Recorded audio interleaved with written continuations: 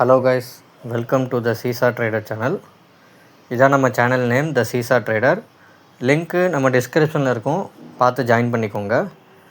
இப்போ நம்ம சேனலில் என்ன சொல்கிறோன்னா, டெய்லி இன்ட்ராடே சார்ட் வந்து போஸ்ட் பண்ணுறோம். அதாவது நிஃப்டிக்கும் சென்செக்ஸுக்கும் இன்ட்ராடே சார்ட் போஸ்ட் பண்ணுறோம். இது பிஃபோர் த மார்க்கெட். இங்கே பாருங்கள், இங்கே வந்து ஸ்ட்ரைக் ப்ரைஸ் இருக்கும், கால் அண்டு புட்டு. இதில் வந்து மார்க்கிங் இருக்கும், எந்த லெவல்ஸ். ஸோ இது கால் சைடில் மேலே போகும்போது புட் சைடில் கீழே இறங்கும், கால் சைடில் கீழே இறங்கும்போது புட் சைடில் மேலே ஏறும். இதை பார்த்து கன்ஃபர்மேஷன் எடுத்து நம்ம ட்ரேட் பண்ணணும். இதில் மார்க்கெட்டோட ஆப்ஷன் செயின் டேட்டாவில் ஆப்ஷன் ப்ரீமியம் எதுவுமே வந்து சரியாக மேட்சிங் இல்லை. இப்போ இது பார்த்திங்கன்னா தெரியும். நிஃப்டியில் பார்த்திங்கன்னா இங்கே தேர்ட் பாயிண்ட் வந்து 187, புட் சைடில் வந்து 290 இருக்குது. செகண்ட் பாயிண்டில் இங்கே 124, இது வந்து 209 இருக்குது. இந்த மாதிரி மிஸ் மேட்சாக இருக்கிறனால நம்மளால் வந்து கரெக்டான சார்ட் போடுறோம், பட் அதில் வந்து சரியாக பாயிண்ட்ஸ் வந்து அமைகிறதில்ல. ஸோ அதுக்காக அட்ஜஸ்ட்மெண்ட் பண்ணி புட் சைடுனா இந்த சார்ட்டும், கால் சைடு போனால் இந்த சார்ட்டும் வந்து யூஸ் பண்ண சொல்லியிருந்தேன் நிஃப்டி அண்ட் சென்செக்ஸில். ஸோ இது பார்த்திங்கன்னா அட்ஜஸ்டட்னு போட்டிருப்பேன். அதாவது இதுதான் ஒரிஜினல் சார்ட்டு, பட் நிஃப்டியில் வந்து பயங்கரமான குளறுபடிகள் இருக்கனால நம்ம வந்து அட்ஜஸ்ட் பண்ணி நிஃப்டி அண்ட் சென்செக்ஸுக்கு ரெண்டுக்குமே கொடுத்துருந்தோம். சரிங்களா? ஸோ அதன்படி இன்றைக்கி வந்து மார்க்கெட் ஓப்பன் ஆனதும் அதோட ஆப்ஷன் செயினை பார்த்துட்டு இங்கே வந்து நான் போட்டிருக்கேன் பாருங்கள் 920. ஸோ நார்மல் சார்ட் தான் அப்படி யூஸ் பண்ணுவேன். ஏன்னா மார்க்கெட் வந்து கொஞ்சம் புட் சைடில் ஸ்டார்டிங்கில் போச்சு, ஆனால் ஆப்ஷன் செயின் டேட்டா வந்து கால் சைடில் இருந்தது. ஸோ மார்க்கெட் வந்து எந்த சைடு போகும்னா, நார்மல் சார்ட் எதுக்கு, புட் சைடுக்கு மட்டும்தான். இங்கே பாருங்கள், above charts are used for put side movement. So நான் நார்மல் சார்ட் வந்து புட் சைடுக்கு தான் கொடுத்தேன். ஸோ ஆனால் ஆப்ஷன் செயின் வந்து கால் சைடு இருந்தது. கால் சைடுனால் நமக்கு என்ன ஆகும்னா, கரெக்டாக தான் போகும். இப்போ அதாவது புட் சைடு போயிட்டுருக்கோம், திடீர்னு பார்த்தா கால் சைடு டர்ன் ஆயிரும், இல்லை அந்த மாதிரி தான். இல்லை புட் சைடில் போயிட்டுருக்கனால புட் சைடு வந்து சைட்வேஸ்லேயே போயிட்டுருக்கும், பிகாஸ் வந்து ஆப்ஷன் செயின் வந்து கால் சைடு இருக்கனால.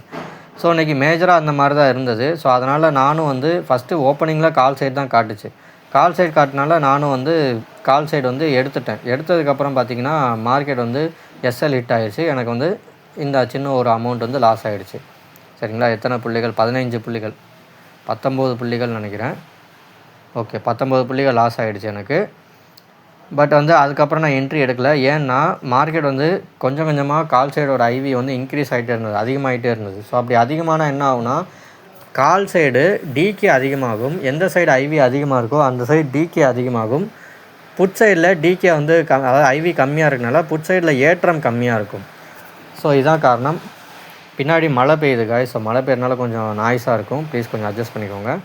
ஸோ இந்த டேட்டாவில் இந்த ஐவிக்கு என்ன அர்த்தம், இது தெரியாமல், ஆப்ஷன் செயின் தெரியாமல் நீங்கள் போனீங்கன்னா மார்க்கெட் வந்து அங்கே நல்லா ஏறிட்டுருக்கும், ஆனால் நீங்கள் வாங்கின ப்ரீமியம் மட்டும் சரியாக ஏறலன்னு சொல்லி உங்களுக்கு மனசு தோணும்.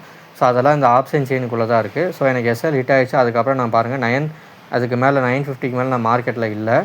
So stay away from market today because Sensex expiry today அப்படின்னு செக் ஐவி பாருங்கள் அப்படின்னு சொல்லி நான் வாட்ச் பண்ணிட்டு தான் இருந்தேன் இடையில. பட் கொஞ்சம் நேரத்தில் ஒரு 3 மணி, இந்த 2:30 மணிக்கு நல்ல மூவ்மெண்ட் இருந்ததில்ல, அந்த டயத்தில் பார்த்தீங்கன்னா இது பாருங்கள், இது வந்து call side IV showing calls அப்படின்னு காட்டுறீங்களா. இப்போ பாருங்கள், கால் சைடில் வந்து நிஃப்டியில் 10 இருக்குது. ஸ்டார்டிங்கில் எவ்வளோ இருந்ததுன்னா, ஸ்டார்டிங்கில் 7.5 8 தான் இருந்தது. கொஞ்சம் கொஞ்சமாக கடகடன் 10.5 ஆகிப்போச்சு. இது இப்போ புட் சைடில் பாருங்கள், இங்கே 10.5 இருக்குது.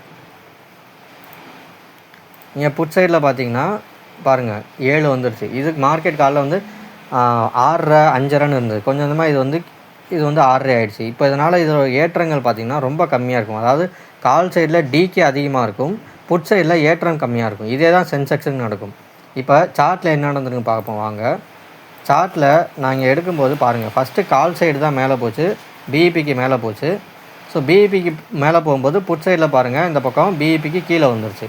ஸோ இது கீழே வந்ததால் ஸோ கால் சைடு தான் மார்க்கெட்னு சொல்லிட்டு நான் மேலே எடுத்தேன். ஆனால் பார்த்தீங்கன்னா கொஞ்ச நேரத்தில் எஸ்எல் ஹிட் ஆகிடுச்சு இந்த சைடு. ஸோ எஸ்எல் ஹிட் ஆனால நான் எக்ஸிட் ஆகிட்டேன்.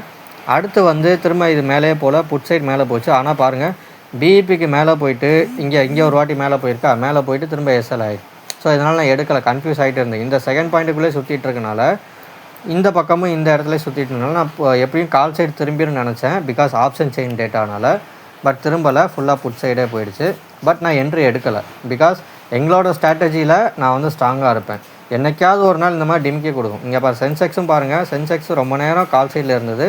அப்புறம் எஸ்எல் இங்கே பாருங்கள் ரொம்ப லேட்டாக ஹிட்டாக இருக்குது. இந்த பக்கம் பாருங்கள், பிரேக் ஈவன் பாயிண்ட்டு கீழே எவ்வளோ நேரம், ஒரு 1 hour பக்கத்தில் இருந்திருக்கும். இந்த பக்கம் பார்த்தீங்கன்னா பிரேக் ஈவன் பாயிண்ட்டு செகண்ட் பாயிண்ட்டுக்கு மேலே தான் 1 hourக்கு மேலே இருந்திருக்கு. அதுக்கப்புறம் தான் டேர்ன் ஆகிருக்கு. ஸோ இந்த பக்கம் பாருங்கள் பிரேக் ஈவன் பாயிண்டில் எத்தனை என்ட்ரி எத்தனை எஸ்எல் எத்தனை என்ட்ரி எத்தனை எஸ்எல்னு. ஸோ அதுக்கப்புறம் தான் ரேலி ஆயிருக்கு.